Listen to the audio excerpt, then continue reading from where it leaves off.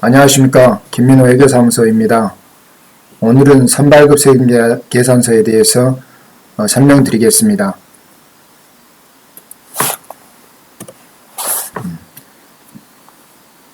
세금계산서는 공급 시기에 발급하도록 되어 있습니다. 공급 시기는 세금계산서는 원칙적으로 공급 시기에 발급하도록 되어 있습니다. 공급 시기가 언제이냐? 공급 시기는 세금계산서의 필요적 기재사항 4가지를 모두 기재할 수 있을 때, 그때가 공급 시기입니다.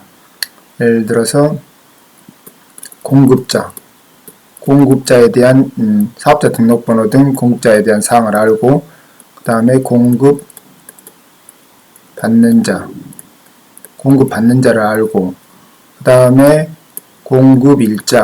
공급일자를 알고, 그 다음에 공급가액, 세액, 이 4가지 사항을 알 수 있을 때가 공급 시기입니다. 따라서 이 세금계산서의 4가지 사항을 다 알게 되면은 그때 세금계산서를 발급하면 됩니다. 그러나 이 4가지 사항이 확정되지 않는 상태에서도 먼저 선발급할 수 있는 경우가 있습니다. 선발급한 경우에는 그 날을 공급 시기로 이렇게 보는 특례가 있습니다. 선발급 세금계산서가 무조건 발급하면 되는 게 아니라 몇 가지 요건이 갖춰져야만이 선발급 세금계산서로 인정받을 수 있습니다. 보시면은 공급 시기 도래 전에 세금계산서를 먼저 발급하고, 그 다음 대신 대가를 바로 받거나 아니면 7일 이내, 최소한 7일 이내 대가를 받으면은 선발급 세금계산서 요건에 적합합니다. 그러나 만약에 7일 이내에 대가를 받지 못한 경우에는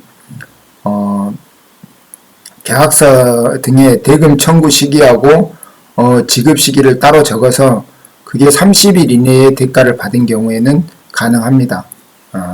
대금 청구 시기와 지급 시기 사이의 기간이 30일 이내이면 됩니다. 30일 이내.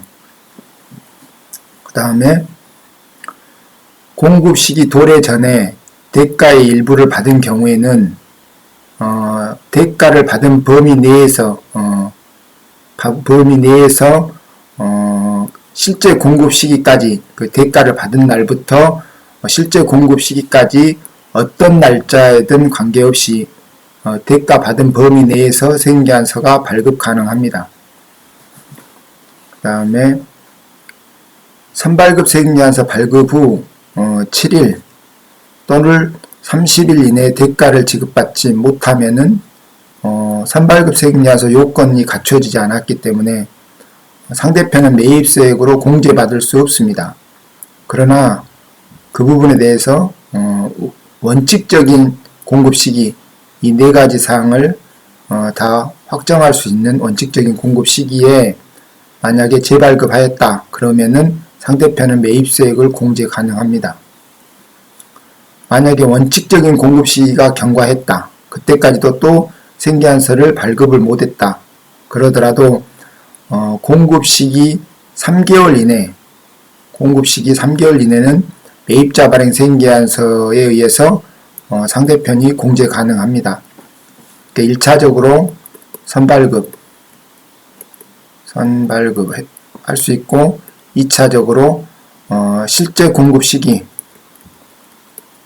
발급할 수 있고, 세 번째 이것도 지나면은 매입자 발행 세금계산서 제도를 이용하여 상대편이 매입세 공제를 받을 수 있도록 이렇게 할 수 있습니다.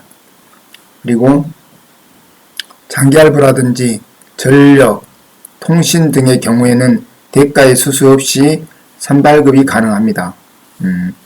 장기할부 판매 같은 경우에는 장기할부, 중간지급조건부, 그 다음에 완성도 지급조건부는 대가의 각 부분을 받기로 한 때가 공급시기입니다. 그렇지만은 장기할부는 통상적으로 물품이 먼저 인도되고 그 이후에 대가를 분할하여 나누어 받기 때문에 통상적으로 실무적으로는 인도되는 시점에 전부 세금계산서를 선발급합니다. 그렇지만 대가는 나중에 수수하더라도 당해 그 세금계산서는 적법한 세금계산서로서 상대편이 매입세 공제 받는데 무리가 없습니다. 장기할 판매의 경우에는 법인세법과 일치시키기 위해서 통상적으로 인도 시점을 공급 시기로 해서 실무상으로 적용합니다. 전력과 통신 같은 경우에는 특별히 구분할 수 없습니다. 계속적으로 공급되고 있기 때문에 이런 경우에는 대가 유무에 관계없이 월 단위로 끊어서 생계안서를 발행해도 됩니다.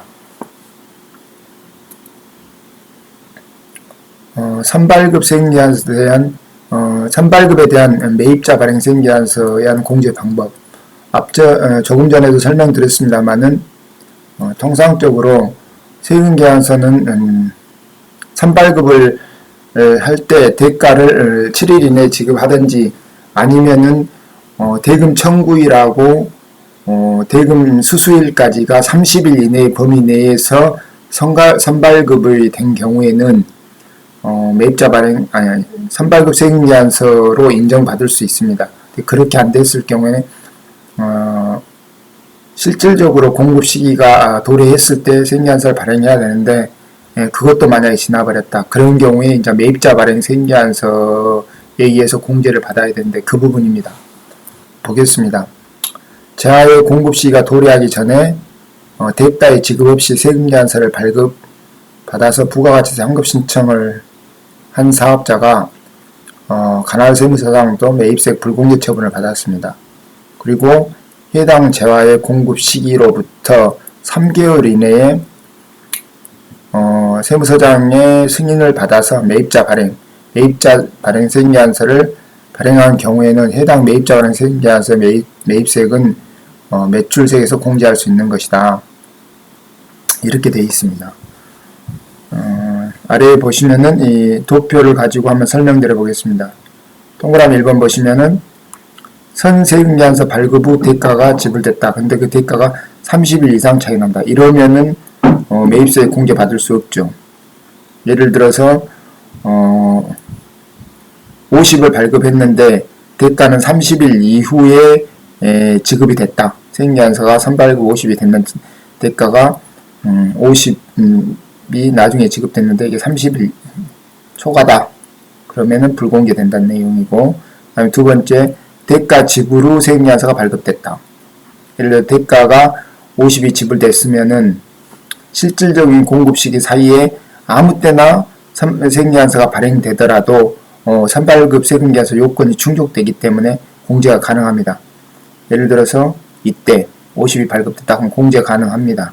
그리고 과세기간, 대가 지급한 이후 과세기간이 지나서 이때 선발급 되더라도 공제가 가능합니다. 대가 지급한 과세기간 종료 후 발급하여도 공제가 가능하다. 다음 세 번째 보시면은 공급 시기 도래 전에 매입세금계산서 불공제된 후 원칙적인 공급 시기에 재발급돼도 공제가 가능하다. 예를 들어서 총 공급가액이 100인 경우 먼저 선발급을 50을 했습니다. 이때 50을 했는데 대가를 지급하지 않는다. 대가를 지급하지 않았다. 그러면은 당연히 이 선발급 세금계산서 요건이 불충족되기 때문에 불공제하고, 그 다음에 과세기간 지나서 실제 공급 시기에 도래했을 때 50하고 예전에 불공제됐던 50하고 더해서 100을 발행한다. 그러면 이 100 부분은 전부 공제가 가능합니다. 이렇게 선발급 세금계산서에 대해서 설명드렸습니다. 감사합니다.